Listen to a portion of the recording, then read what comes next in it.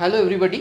So আজকে আমরা একটা টপিক করব, যেরকম লেখা দেখছো সেটা দেখে ডেফিনেটলি ভেবো না এটা বায়োলজি। আমি বায়োলজি পড়াচ্ছি না, আমি তোমাদের কেমিস্ট্রি পড়াবো।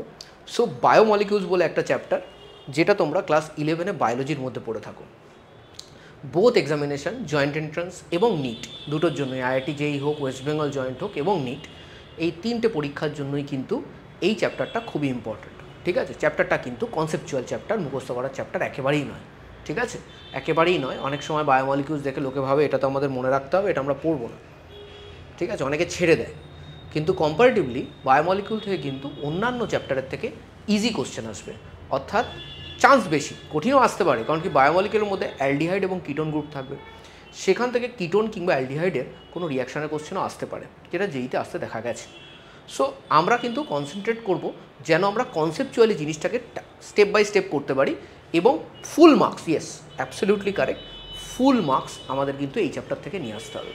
এবং যদি মোটামুটি আমরা ঠিকঠাক করে পড়াশুনো করি, লোকের কথা শুনি, যারা তোমাদের পড়াচ্ছে তাদের যদি কথা শোনো, তাহলে ডেফিনেটলি এটা করা সম্ভব।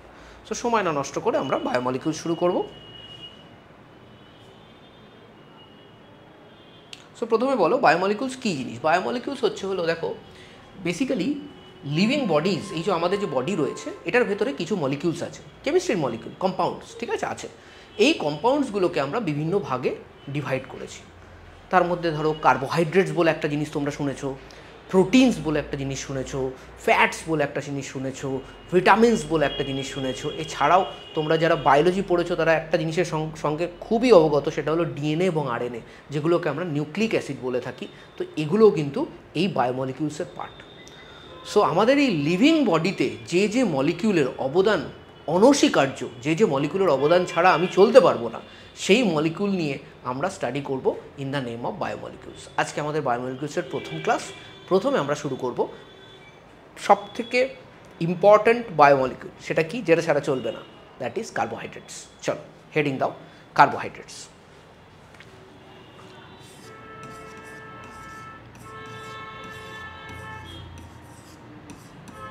কার্বোহাইড্রেটস কথাটা বোঝার চেষ্টা করো। কার্বোহাইড্রেটস, তো কার্বন মানে, কার্বো মানে কি, কার্বন, হাইড্রেটস মানে কি, ওয়াটার, তাই না?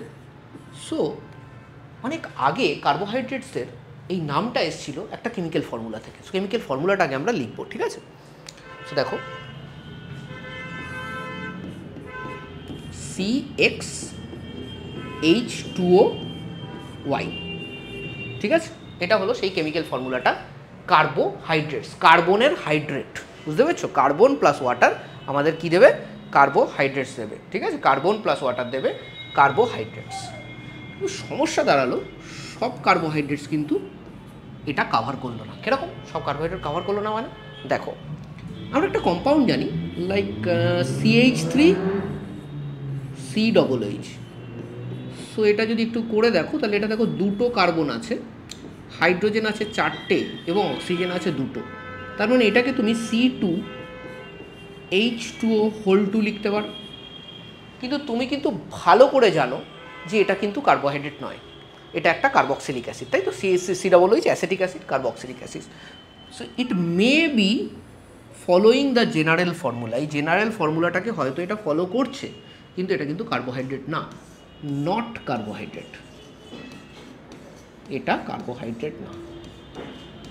এবং পরবর্তী দিকে যেটা দেখা গেছে যে এরকম ধরনের কম্পাউন্ড আছে, ধরো C6H12O5।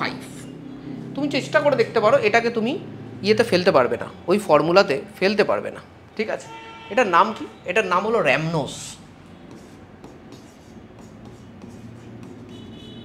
এটা কিন্তু ওই ফর্মুলাতে পড়ছে না, but it's a carbohydrate, it's a carbohydrate, লিখে নাও, ইটস এ কার্বোহাইড্রেট।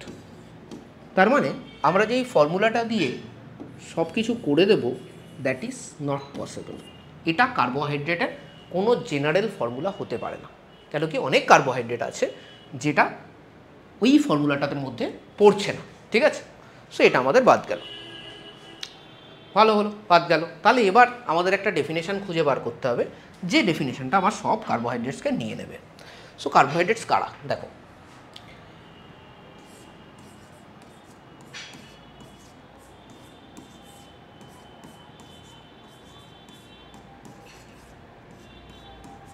কার্বোহাইড্রেটস হচ্ছে হলো সবার প্রথমে অপটিক্যালি অ্যাক্টিভ কম্পাউন্ডস, ঠিক আছে। সো প্রথমে লেখো they are optically active, carbohydrate optically active হয়, এটা 1 number point. 2 number, they R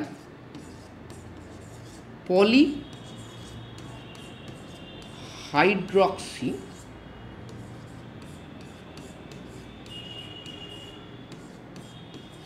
aldehydes or ketones, either polyhydroxy aldehyde অথবা ketones or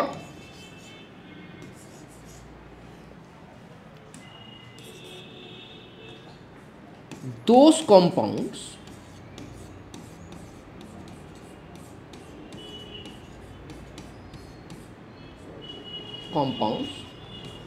which yields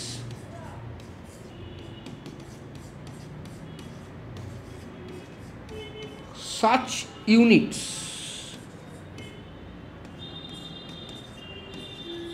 on hydrolysis. Hydrolysis মানে জল দিয়ে যদি তুমি কোনো জিনিসকে ভেঙে দাও তাহলে সেটাকে হাইড্রোলিসিস বলা হয়, তাই তো। সো আমরা কি নিয়ে পড়ছিলাম এখন, যে পলিহাইড্রক্সি অ্যালডিহাইড কিটোনস। সো সবার আগে তোমাদের আমি এই জিনিসটা বোঝাবো। পলিহাইড্রক্সি মানে একের বেশি OH গ্রুপ আছে, তাহলে আমরা সেটাকে পলিহাইড্রক্সি বলবো, এবং আইদার অ্যালডিহাইড অথবা কিটোন গ্রুপ থাকতে হবে, তাদের বলা হয় পলিহাইড্রক্সি অ্যালডিহাইডস অর কিটোনস, ঠিক আছে, আর কিছু নেই। তাহলে যদি এটা না হয় তাহলে কি করে কার্বোহাইড্রেট হবে? তাহলেও সম্ভব, যদি এমন কোনো কম্পাউন্ড থাকে যেটাকে যদি আমি জল দিয়ে ভাঙি, মানে হাইড্রোলিসিস যদি করি, তাহলেও যদি পলিহাইড্রক্সি অ্যালডিহাইডস অথবা কিটোন পাওয়া যায়, তাহলে সেই কম্পাউন্ডটাকে, যেটা প্যারেন্ট কম্পাউন্ড ছিল, সেটাকেও কিন্তু আমি কার্বোহাইড্রেট বলবো। ক্লিয়ার? এটা হলো ফাইনাল ডেফিনেশন অফ কার্বোহাইড্রেটস। লিখে ফেলো, এটা হলো ফাইনাল ডেফিনেশন অফ কার্বোহাইড্রেট, ঠিক আছে। কিছু কিছু কার্বোহাইড্রেট কি হয়, সাম আর সুইট ইন টেস্ট, যারা সুইট ইন টেস্ট হয় তাদের আমরা বলি sugars.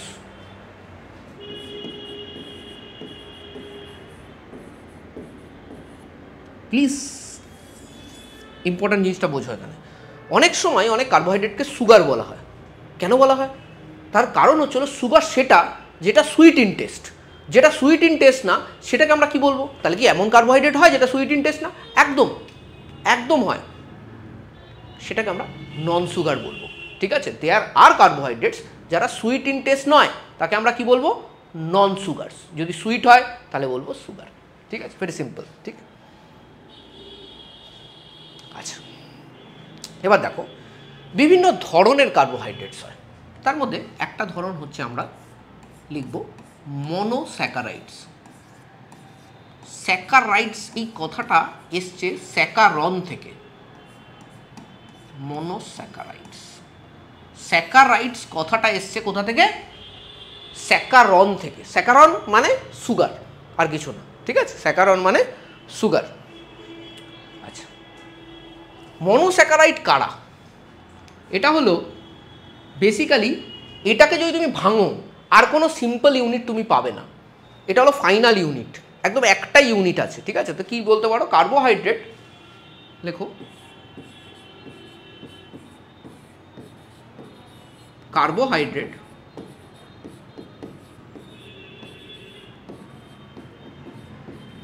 which cannot be further hydrolyzed to give simpler units.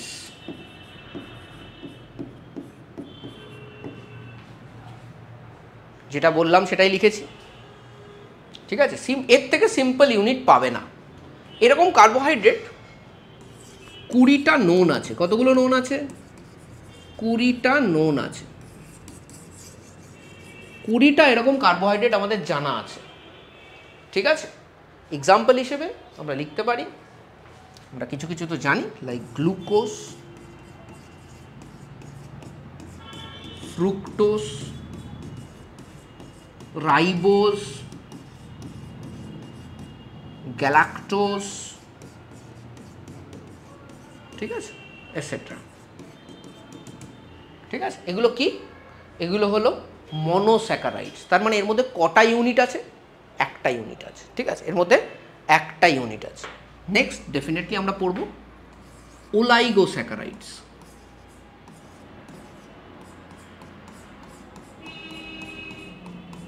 ওলাইগোস্যাকারাইডস, ওলাইগোস্যাকারাইডসদের তুমি যদি হাইড্রোলিসিস করো, তুমি এটার হাইড্রোলিসিস করলে যদি 2 to 10 ইউনিটস অফ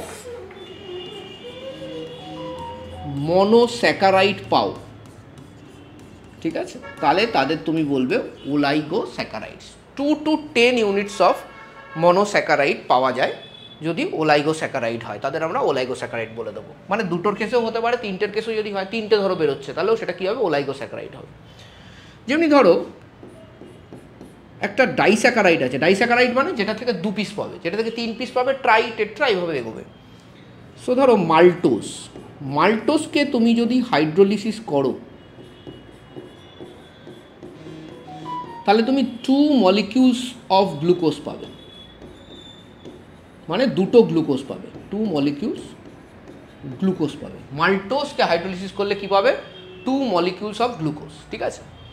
নেক্সট ধরো ল্যাকটোজ, ল্যাকটোজকে করলে কি পাবে?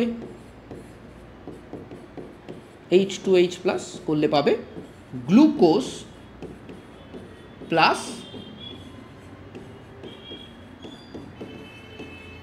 গ্যালাক্টোজ।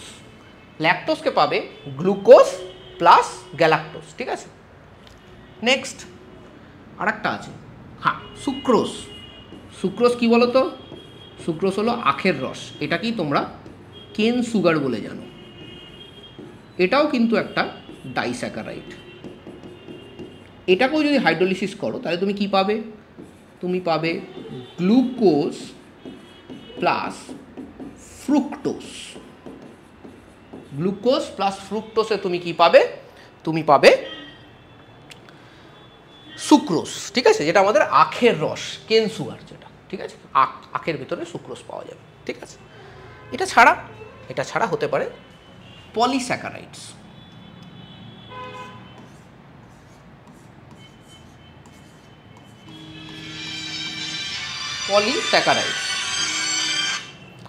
পলিস্যাকারাইডস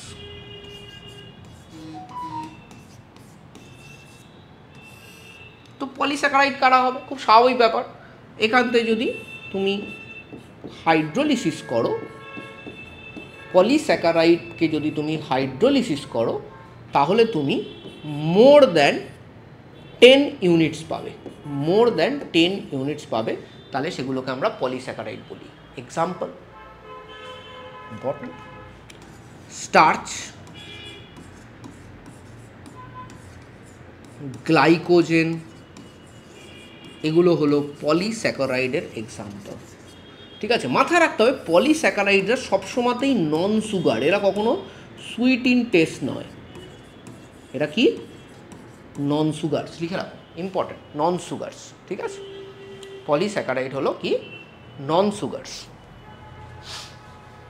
হলো, আমরা মোটামুটি শিখলাম পলিস্যাকারাইড, ওলাইগোস্যাকারাইডস, তারপরে মনোস্যাকারাইডস শিখলাম। এবার আরেক ধরনের ক্লাসিফিকেশন হয় যেটাকে বলা হয় reducing sugar.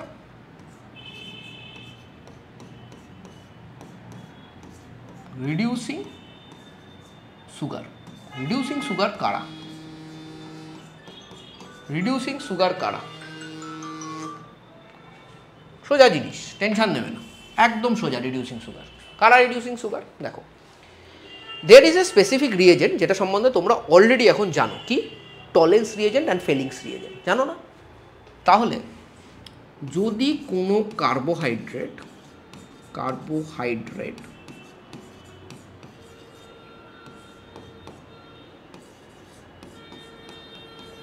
which reduces tolerance or Fehling reagent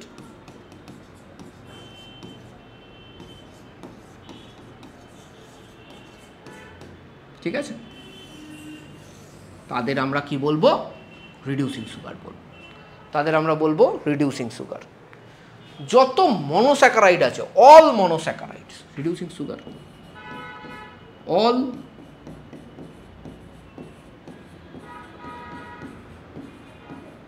যত মনোস্যাকারাইড আছে সব কি?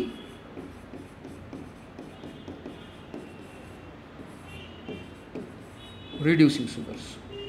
ডাইস্যাকারাইড নাও হতে পারে, বাট মনোস্যাকারাইড সবাই কি? Reducing sugar. ঠিক আছে, সো দেখো রিডিউসিং সুগার, নন রিডিউসিং সুগারটাও কিন্তু খুব একটা কঠিন কিছু নয়। আমরা আজকে পড়েছি যে আমাদের যে কার্বোহাইড্রেটগুলো হয় তারা হলো পলিহাইড্রক্সি অ্যালডিহাইডস অর কিটোনস পড়েছি আমরা। তার মানে অ্যালডিহাইডও হতে পারে, কিটোনও হতে পারে।